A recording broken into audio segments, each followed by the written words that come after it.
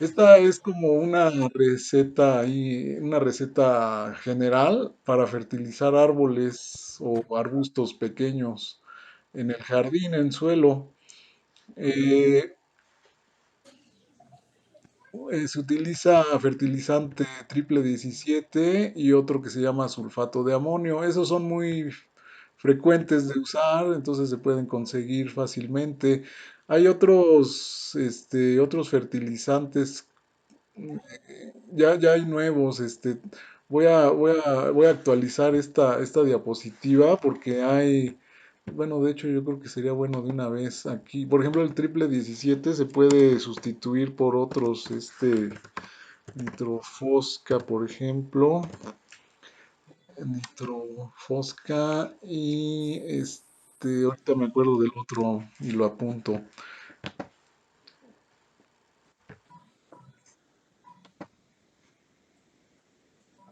Osmocote, híjoles, me acuerdo ya que estoy otra vez aquí.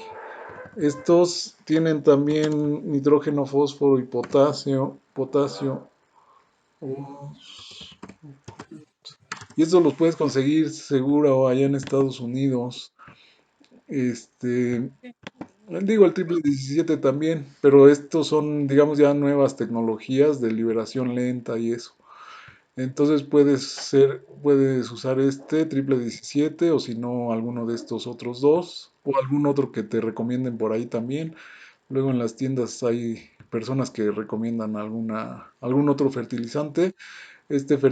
Y se utiliza, de estos es uno, ¿no? Ya sea el triple 17, el nitrofosca o el Osmocote. Y el otro sería sulfato de amonio. Yo creo que aquí también le voy a poner opciones porque hay otras opciones, para el nitrógeno.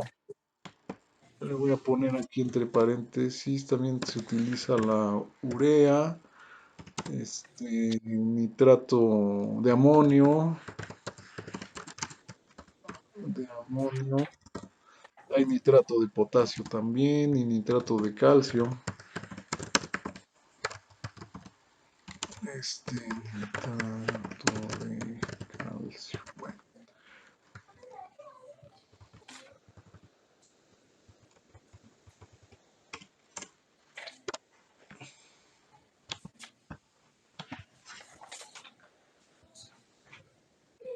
Luego también se necesita, bueno, algún instrumento para hacer un agujero en el suelo, pala recta, barreta y un vasito desechable de café o algo, alguna medidita. Las medidas estas de los detergentes líquidos para la lavadora, por ejemplo, puede ser ese vasito, esa puede ser la medida. Ahora el procedimiento, hacer dos perforaciones en el suelo a 50 centímetros del tronco en lados opuestos y hacer ese hoyo que sea de 10 o 15 centímetros de profundidad. Ahí vaciar medio vasito de triple 17 en uno de los hoyos. Si es un vasito de estos, te digo, de la lavadora, del detergente de lavadora, pues el vasito completo, un vasito de triple 17, o sea, uno de este grupo, digamos, y otro, y en el lado opuesto, ahí pones un vasito de sulfato de amonio, que sería el fertilizante nitrogenado, uno de estos. Se tapa el fertilizante con tierra y ya se riega abundante. Un riego abundante o riego pesado lo puedes hacer, por ejemplo, poniendo la manguera en muy bajito y la dejas ahí 1 hora o 2 horas que se moje bien el suelo. Este Ah, ok, sería un bastante. riego, ¿mandé? Digo, bastante que se moje bien. Para que se moje bien, nada más vas cambiando la manguera de lugar durante esa hora o 2 horas para que se moje a todo alrededor del tronco y penetre bien el agua y se vaya disolviendo este fertilizante. Sí. Y eso hacerlo unas 2 veces al año es bueno, te va a dar, si es frutal, te va a mejorar la calidad de la fruta. Si es de sombra, pues también te va a mejorar la calidad de la sombra. Es importante también, pues, combinar la fertilización, en el caso de árboles y arbustos, con podas, porque pues también vas a tener más desarrollo del follaje. Entonces hay que podar. Ahí pues igual bueno, no sé si tienes jardín y tienes árboles.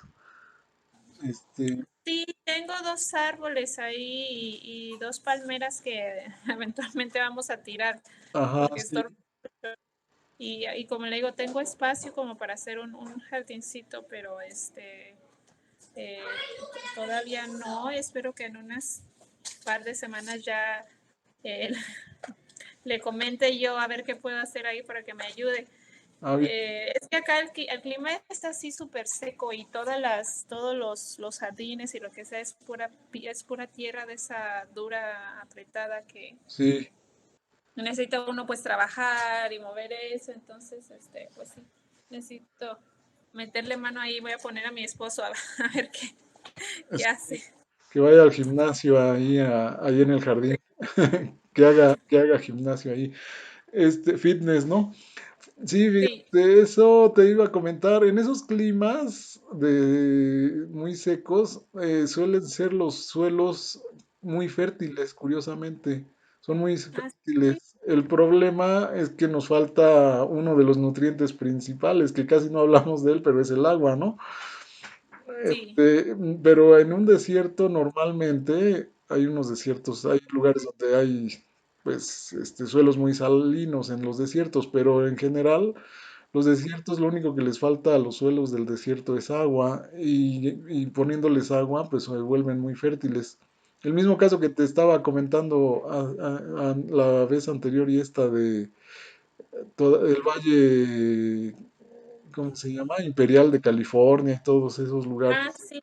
pues Ajá. desiertos que nada, por eso salen en las películas ahí puro desierto y no hay nada en las películas antiguas del oeste, pero les hicieron obras de riego con estas presas y en la actualidad pues son los lugares donde se produce bastantes hortalizas, son suelos muy fértiles. Ah, cierto, sí, pues ya California, cuánta cosa no produce aquí. Creo que muchas cosas vienen de California.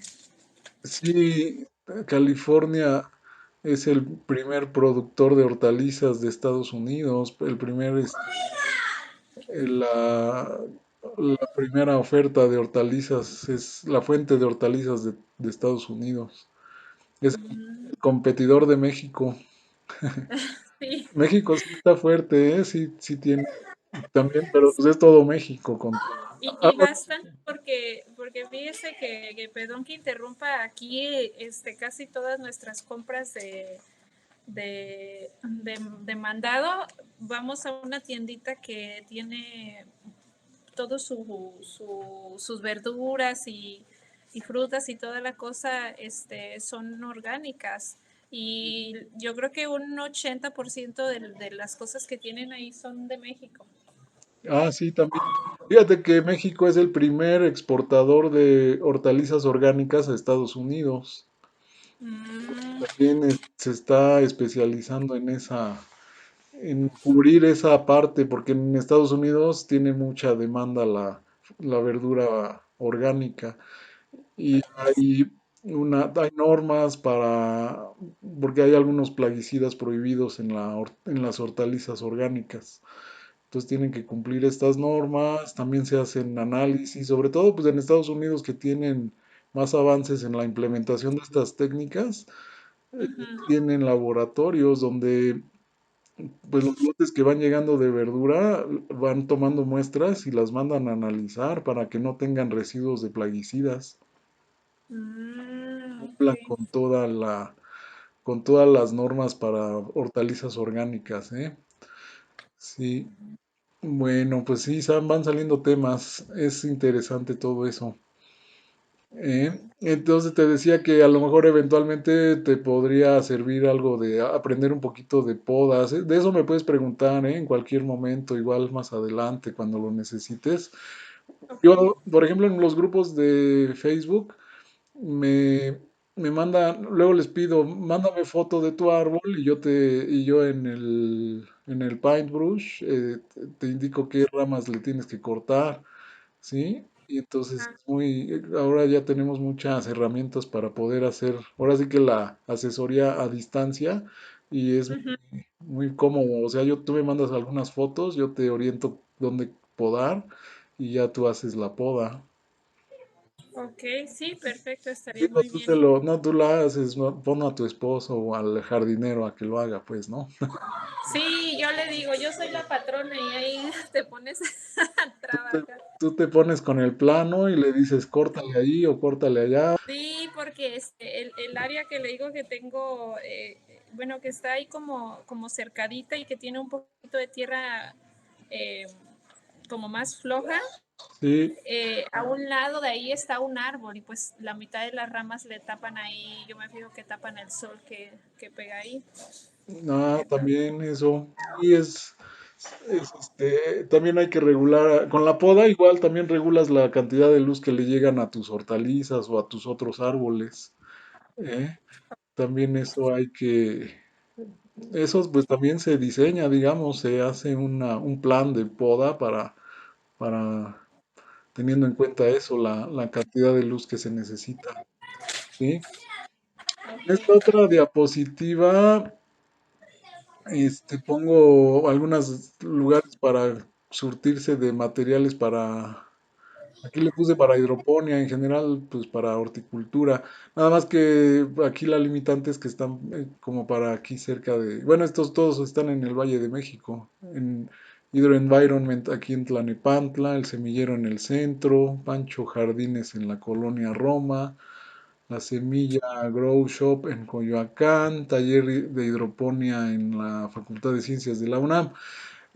Mm, Sería cuestión de que consiguieras algo así. Por ejemplo, esta Hydro Environment tiene tienda en línea, nada más que pues no te van a surtir allá. Necesitarías, bueno, mucho de esto lo puedes conseguir en Amazon, también esa es la ventaja, ¿no?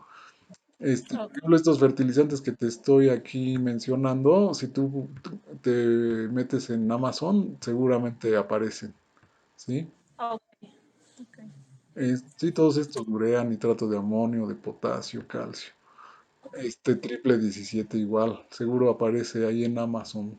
La mayoría de las cosas que te estoy que manejamos aquí, yo creo que sí las se consiguen en Amazon. Aquí también en Mercado Libre se consiguen la mayoría, ¿sí? Ok. Bueno, eh, otro tema que vamos a ver hoy es preparación de mezclas de sustratos. Eh, Habíamos ya visto un poquito de esto cuando hablamos de propagación, de germinación y enraizamiento de esquejes. Ahorita vamos a verlo un poquito más a detalle. Eh, Nos interesan pues propiedades físicas, químicas y biológicas del sustrato, ¿no? De las propiedades físicas nos interesa la porosidad. Un sustrato debe ser poroso, bien aireado, que retenga bastante humedad, al mismo tiempo que tenga buen drenaje. La densidad aparente, un sustrato ligero, por lo regular está relacionado con mejor porosidad y con mejor retención de humedad, ¿sí? Ahorita vamos a ver algunos ejemplos de densidades de algunos sustratos, propiedades químicas. Estas propiedades químicas están dadas por las proporciones de la fracción mineral y orgánica de la mezcla.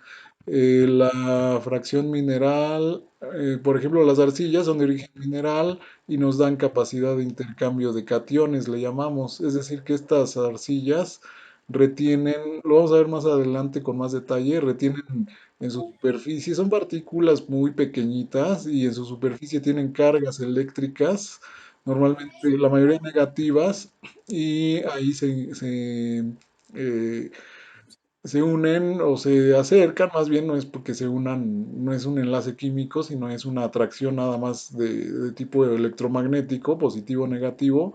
Se acercan los cationes a esas partículas de arcilla y nos dan esto que se llama capacidad de intercambio catiónico, que quiere decir que la arcilla retiene los cationes y están disponibles pues un buen tiempo para la planta. Y es una dinámica, la raíz absorbe unos y van llegando otros de la solución del suelo, están en constante cambio, intercambio. Por eso le llaman esta capacidad de intercambio catiónico. Como en una tienda, entran las mercancías y salen, en la arcilla así pasa. Entra el calcio, sale, llega el magnesio, sale, llega el hierro, sale y hay una dinámica ahí. Las propiedades biológicas del suelo también son importantes o de nuestras mezclas de sustratos. La materia orgánica es importante en el suelo. eh, Hay sustancias recalcitrantes que les llamamos, que son difíciles de degradar por hongos y bacterias y están ahí presentes durante mucho tiempo. Podemos poner incluso, por ejemplo, carbón, lo vamos a ver más adelante, o algunas otras formas de materia orgánica que tienen que duran mucho tiempo en un sustrato. Otros son materia orgánica lábil que rápidamente se descompone por acción de bacterias y hongos, un poco por las raíces también. Eh, Esto nos da, pues, que sostiene, por ejemplo, esta materia orgánica lábil es importante porque es el alimento de microbiota y microfauna, hongos, bacterias, protozoarios, pequeños bichitos que se alimentan de ellos, ¿sí? Entonces tenemos ahí un ecosistema, el suelo es prácticamente un ecosistema por sí mismo con sobre todo formado por microorganismos y pequeños insectos y otros organismos de ese tipo. Eh, en algunos casos mencionaba que es importante la pasteurización de sustratos para controlar plagas, enfermedades y malezas. O sea, necesitamos que esta microbiota y microfauna sea benéfica. Entonces, cuando nos llegan algunos organismos perjudiciales, pues ahí tenemos que otra vez pasteurizar nuestro sustrato. Nada más que ahí cuando pasteurizamos, pues eliminamos tanto a la fauna y microbiota benéfica y perjudicial, pero bueno, como tenemos que deshacernos de plagas y enfermedades por estas situaciones, pues se recurre a veces a esto, sobre todo para la propagación, ¿no? Para germinación de semillas y enraizamiento de esquejes, ¿no? Bueno, este, esas cuestiones son importantes en la preparación de mezclas de malezas y bueno, los materiales que usamos para eso son de diferentes tipos y de diferentes características. La agrolita, bueno, en realidad se llama perlita, la agrolita es una marca, esta es la marca perlita, pero se llama perlita, es un material de origen volcánico, una roca volcánica que se mete en hornos a más de 1000 grados centígrados y se revienta como si fueran las palomitas. Forma estos, pues son copos, literal, copos muy, muy ligeros que se pueden utilizar para germinar, ya sea solitos o en mezclas. Y también se usan en hidroponía, aquí es un ejemplo de una mezcla. Entonces en inglés también perlita es igual, nada más le cambias la A por E y ya la puedes buscar en internet, en Amazon o en estas tiendas en línea. Eh, Algunas características de la perlita: es un mineral natural volcánico, es un silicato químicamente, digamos, expandible, multiplica a la hora que se hornea, multiplica su volumen por 10 o por 20. Se hornea a temperaturas mayores de 1000 grados, son gránulos blancos de 0,5 a 5 milímetros, su densidad es baja, 90 kilos por metro cúbico, considerando que un metro cúbico de agua pesa 1000 kilos, pues mira lo ligero que es esto, ¿no? 90 kilos por metro cúbico. Su porosidad es muy elevada, 95%. Esta es una prueba de laboratorio que mide todo el espacio poroso de una muestra. Este sustrato tiene buenas cualidades físicas para el desarrollo de los cultivos, evita asfixias por encharcamiento, tiene muy buen drenaje, ¿sí? Y al mismo tiempo buena retención de humedad. La vermiculita es otro material mineral, es una arcilla expandida también. En este caso este es un yacimiento de esos minerales arcillosos que son rocas sedimentarias. De hecho, se sedimentan, su estructura es como laminar. Si ves aquí se alcanza a ver como laminitas y se observa más claro aquí, ya que está reventada también en horno se expande esas laminitas y ya quedan aquí más visibles. Este es un material, tienen incluso un brillo metálico las laminitas de este material. Eh, Se utiliza pues como sustrato solo para hidroponía, por ejemplo, o en mezclas para germinar semillas, como aquí, germinar semillas o enraizar esquejes.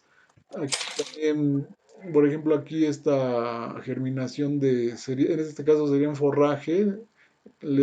Muchos se utilizan los forrajes hidropónicos, pequeñas explotaciones de animales de granja y utilizan este tipo de sustratos, vermiculita o agrolita, que son muy ligeros. Ahí germinan semillas de avena o de trigo y este germinado se lo dan a los animales. Aquí están las raíces muy saludables, ¿no? Este color blanco nos indica que están muy saludables y el desarrollo también muy vigoroso de las raíces, tanto de las raíces como de los brotes, ¿no? Por eso, digamos que a la vista lo podemos ver, ¿no? Otro sustrato que se utiliza mucho es el tezontle, que es una roca volcánica eh, que se saca de minas. Este no lleva ningún tratamiento adicional, este se utiliza nada más, bueno, el tratamiento adicional sería triturarlo y se utiliza en diferentes granulometrías. Por ejemplo, para cultivar cactáceas o suculentas, pues granulometrías más pequeñas. En hidroponía se pueden utilizar granulometrías más grandes, dependiendo del cultivo.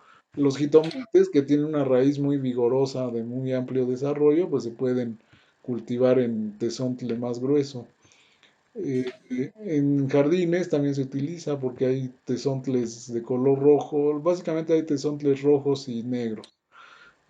Aquí en el centro de la Ciudad de México, las fachadas de muchos edificios tienen tezontle, también se traía de minas aquí cercanas, en los alrededores de la Ciudad de México, sobre todo se usaba en la época de la colonia, lo usaron mucho los españoles para hacer fachadas, porque lo usaban también los prehispánicos en las pirámides ponían tanto rocas basálticas como este tipo de rocas volcánicas más ligeras. Es muy poroso el tesón.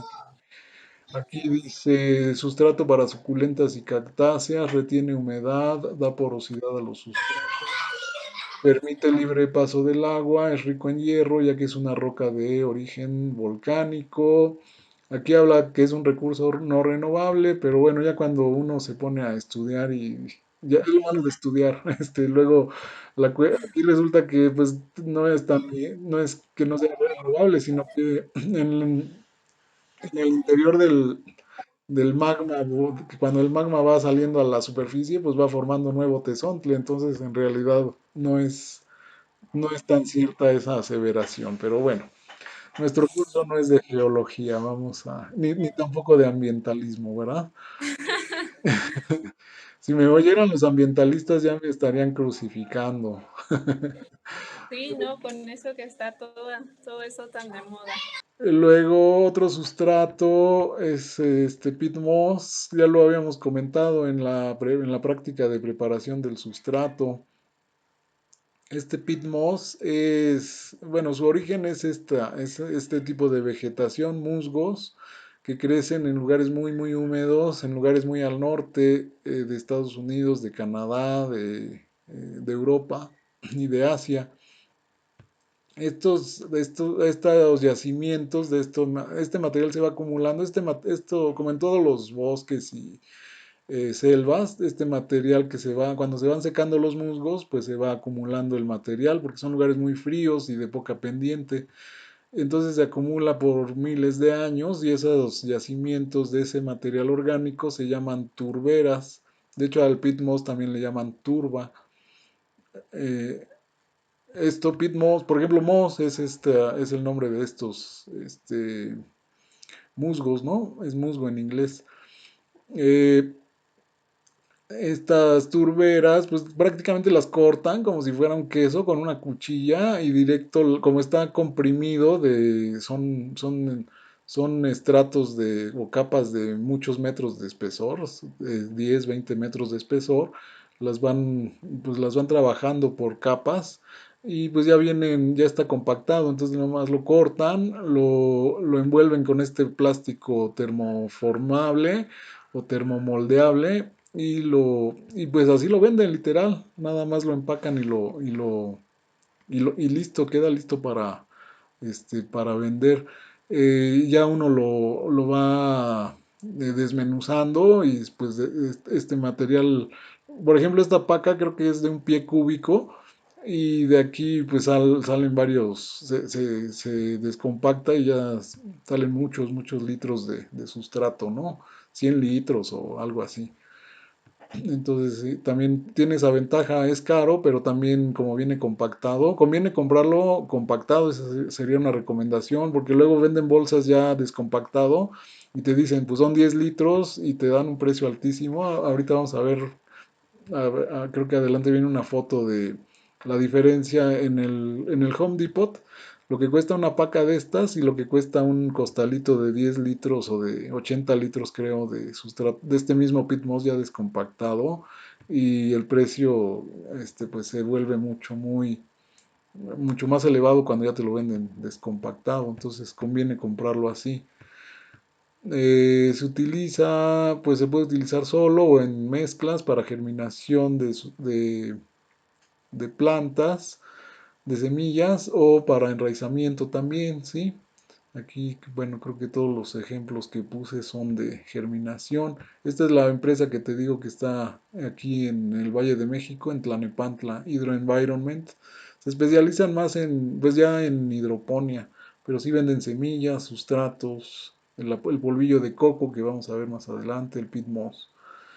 Hay marcas, por ejemplo, este Rekia, supongo que sea de por allá de Rusia o de Polonia o de esos países que también tienen de hecho estos climas, estos ecosistemas son como lo que te decía de los pantanos de Georgia y de Florida, pero estos son al contrario, a diferencia de esos lugares que son todavía tropicales en Florida, a pesar de que sí llega a ser frío en el invierno, pero son tropicales. Estos lugares son ya en lugares muy al norte, son lugares muy fríos. Entonces ahí, por eso estas marcas son de por allá, supongo, de Polonia o de Rusia, ¿no? O de Finlandia, tal vez sea de Finlandia. Este me parece que es de Canadá, esta marca sí la venden en Home Depot, ¿sí? Bueno, al menos aquí en México. Allá en Estados Unidos supongo que hay más marcas, porque pues es productor Estados Unidos de estos materiales. Otro sustrato orgánico es la fibra de coco o el polvillo de coco. Bueno, se extrae el mesocarpio, se llama, la parte del fruto que envuelve a la semilla del coco. Primero lo muelen, lo tienen que meter en un molino y le hacen estas pacas y ya luego lo envasan, ya sea en bolsas. Estas bolsas les llaman hasta así boli. Y esta es la marca Germinasa, que es de Colima, aquí en México. Eh, pues estos bolis, por ejemplo, ya van listos, ya nada más le quitan un cuadrito o un pedacito del plástico y ahí colocan la planta y ahí mismo colocan el sistema de riego. Entonces en la actualidad que la agricultura ya está muy industrializada, así inician el cultivo, pues cultivan la planta, pasa todo el ciclo y al final de la cosecha, pues sacan todo completito, todos los bloques estos, limpian el invernadero, lo desinfectan y vuelven a poner un cultivo nuevo. Entonces ya todo este material pues ya es desechable, ¿sí? Este también es otra presentación de de esta germinasa en bolsas que la partes a la mitad y ya viene con sus agujeros y todo, entonces prácticamente inmediatamente tienes ya dos macetas listas, ya no tienes que vaciarlo en ningún lado. Ya la misma bolsa es una bolsa de vivero. Y aquí, por ejemplo, está una plantita de arándano, este es un arándano, la cultivan en estos materiales. Este, por ejemplo, es la fibra de coco, otra marca, ¿no? Este es el polvillo de coco. Si tú lo ciernes con una criba, con una malla, puedes separar el polvillo de coco de la fibra, ¿sí? También hay varias granulometrías, grueso, mediano, fino. Aquí el polvillo, y para germinación utilizamos el polvillo, lo más fino de la germinasa. Yo donde lo compro en Hydro Environment ya lo venden así, ya casi no trae la fibra, ¿sí? No se preocupe por mí. Otro sustrato, no sé, fíjate que este sustrato, como sustrato del carbón, no se maneja mucho, pero es muy interesante que pueda uno meter incorporarlo en las mezclas para plantas, da muchas propiedades muy interesantes a un suelo y nos puede dar muy buenos resultados. En inglés se llamaría biochar, y lo venden como mejorador de suelos. Bueno, esta es un enlace aquí, este es en una empresa mexicana, pero yo creo que si tecleas biochar en, en Amazon o en Google, puedes encontrar algunas presentaciones. El problema de este material es que sí es caro, sí es bastante caro el carbón activado, entonces nada más habría que adicionar pequeñas cantidades, pero algunas de sus propiedades, el carbón activado te voy a comentar, se utiliza para purificar el agua. Todo el agua que bebemos, el que viene de la red pública, pasa por filtros de carbón activado prácticamente en todos los países del mundo, porque el carbón activado, eh, se utiliza este término, absorbe a su superficie, no es absorber como comúnmente decimos, sino que es un término químico, absorción. Estos materiales orgánicos quedan adheridos a su superficie, por eso se llama absorción. eh, y por eso se utiliza para purificar agua, por ejemplo, de ríos o de lagos o de presas, que puede tener eh, compuestos orgánicos recalcitrantes que vienen pues desde los bosques, y que pues, el agua potable no deben venir, ¿no? Por norma y por seguridad y por salubridad. Entonces se utilizan estos filtros de carbón activado. Y esa propiedad de absorber o de retener sustancias orgánicas, pues nos da una serie de características interesantes. Absorbe nutrientes tanto orgánicos como inorgánicos. Aquí dicen no polares. El agua es, por ejemplo, no polar, pero polares también absorbe como, pues los compuestos polares son como aceites o algunos solventes. Este, orgánicos, el benceno me parece que es polar. Bueno, ahí es una característica química, ¿no? El no polares serían como el alcohol o el tiner o el aguarrás, ¿sí? Pero todos, bueno, esos materiales pues no los vamos a encontrar en un suelo, pero las raíces de las plantas van liberando sustancias, ácidos orgánicos al suelo.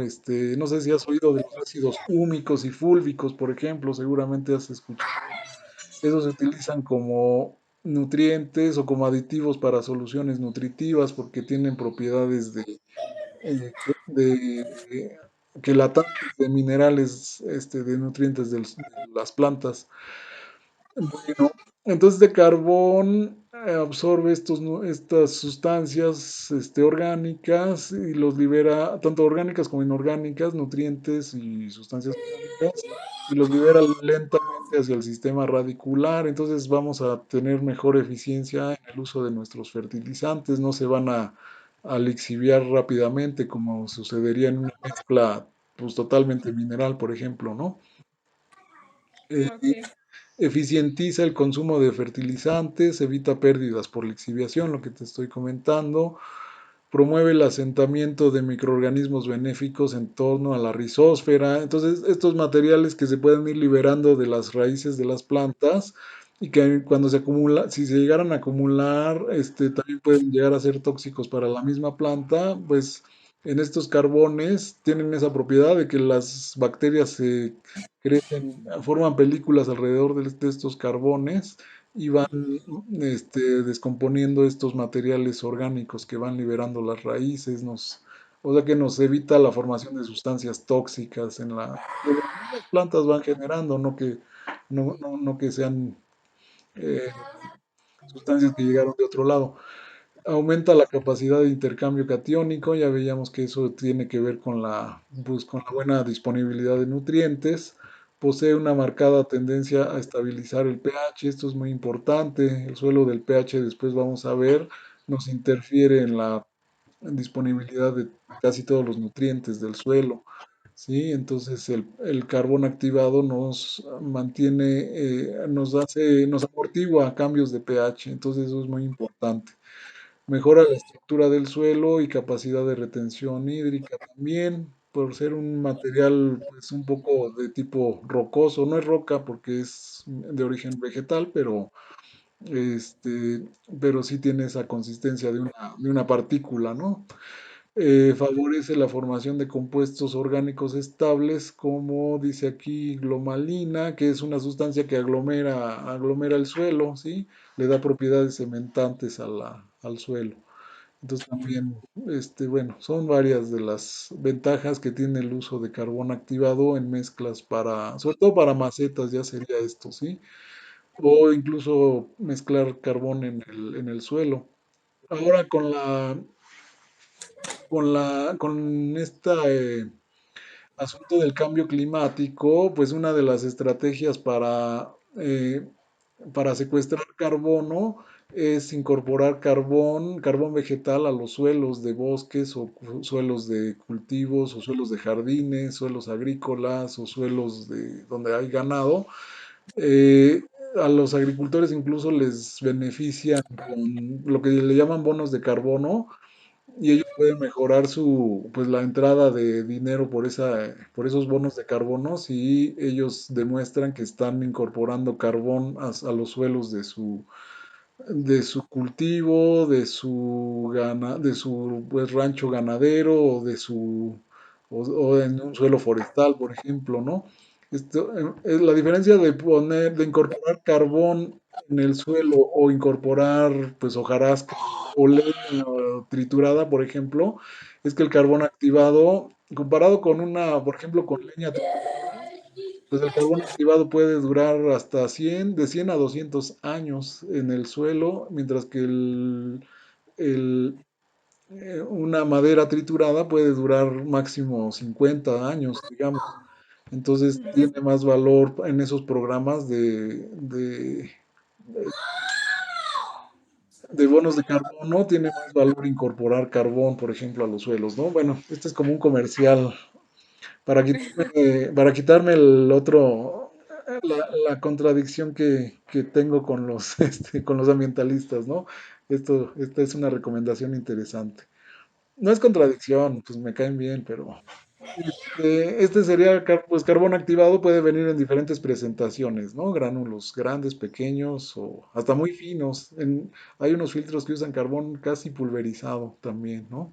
Ese puede servir para las mezclas de suelo, aunque como que quisiéramos aprovechar a lo mejor que esté el gránulo un poco mayor para que nos dé mejor drenaje, entonces pues lo podemos utilizar así en granos, en una granulometría no muy fina, ¿no? Bueno, vamos a seguir avanzando. Otro material que usan mucho, que se usa mucho en la actualidad es esta foamy, que es lana de roca. Incluso ya viene en bloques, incluso ya con la perforación para colocar ahí la semilla o el esqueje y enraizarlo. Aquí hay un esqueje enraizado con muy buen cepellón, por ejemplo. O acá estas son lechugas, germinación de lechugas. u otras especies. Aquí parece, pues no sé si sea acelga, me parece me parece a la planta de acelga. Estos son esquejes de Nochebuena, también con muy buen cepellón.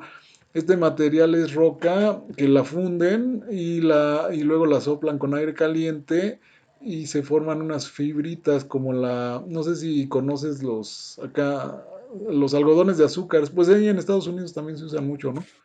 Los Ujú, algodones de sí. azúcar, haz de cuenta que es el algodón, pero en vez de azúcar, pues es de roca, ¿no? Funden la roca, la ponen en una corriente de aire muy caliente y se forman esas fibritas como las que te digo de los algodones de azúcar, nada más que en este caso pues son, a- son, son fibritas de pura roca.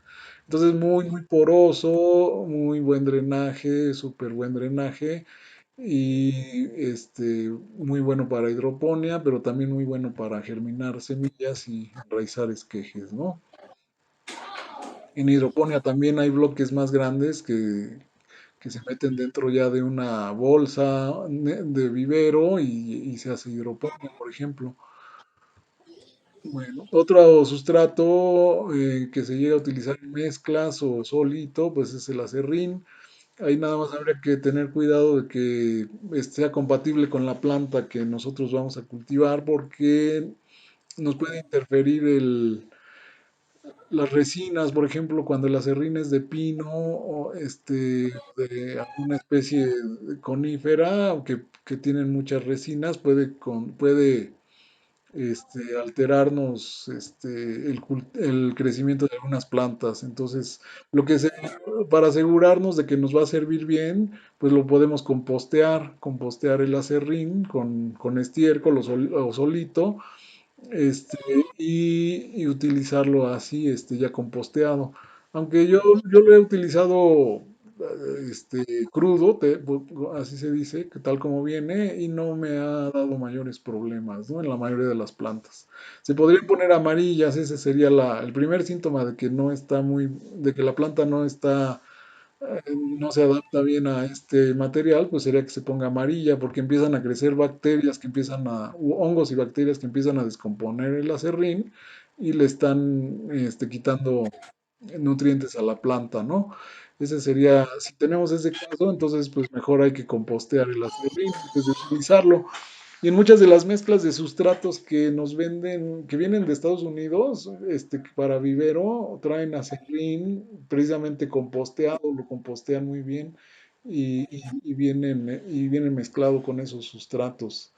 Ahorita ya no me acuerdo, llegábamos a usar algunos de esos sustratos en germinación de semillas. Eh, a ver si luego me acuerdo de algo. Creo que ya te mandé unos nombres, ¿no? Pero no, a ti no, te voy a mandar te los voy a mandar porque ya se los mandé a alguien en WhatsApp.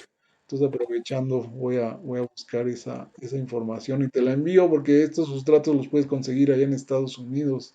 El ProMix, creo que se llama uno, ese tipo de materiales. Grow Mix, ProMix y hay varias. Y bueno, aquí en los jardines, pues luego también les doy algunas recomendaciones o he escuchado algunas recomendaciones y se las pongo aquí. Por ejemplo, hay plantas para atraer colibríes, ¿no? Estas plantas que tienen flores así alargadas como de trompeta o algo así. Y atraen a los colibríes, ¿no? Que mucha gente los aprecia mucho en los jardines, ¿no? Son muy vistosos. Sí. Y son nativos de América, fíjate, nada más hay en América los colibríes. Lo que estaba viendo en Sí, muy Europa. bonitos, me sorprende a veces verlos por acá. Pero bueno, yo creo que acá hay de todo, ¿no? Sí, muchas de la fauna que hay allá en Estados Unidos también aparece aquí en México. Ok. Sí, sí, yo creo que los colibríes sí los llegas a ver allá, ¿no? Sí, sí, sí, me toca verlos de vez en cuando. Sí, aquí en la ciudad se han vuelto muy frecuentes porque mucha gente les pone de estos nectarios con solución de azucarada, Hoy en la mañana, aquí en el jardín, estaban como 5 colibríes, pero un relajo que traían ahí cantando. Entonces, sí, he llegado a ver aquí en el jardín, una vez conté 8 colibríes. Pues no es un lugar muy amplio. Y sí, diario sí se acercan, ¿no? Entonces, pues les gustan ahí las flores que van saliendo. Y, por ejemplo, las cucurbitáceas, los pepinos, las calabacitas, que tienen flores muy vistosas, les gustan más a las abejas y a los abejorros, pero creo que también pues les atraen a los colibríes, porque sí visitan mucho aquí el jardín. Bueno, esto viene ahí en las diapositivas, ¿eh? El juego de diapositivas que ya está en Classroom, ahí están estas diapositivas, porque pues luego estas plantas.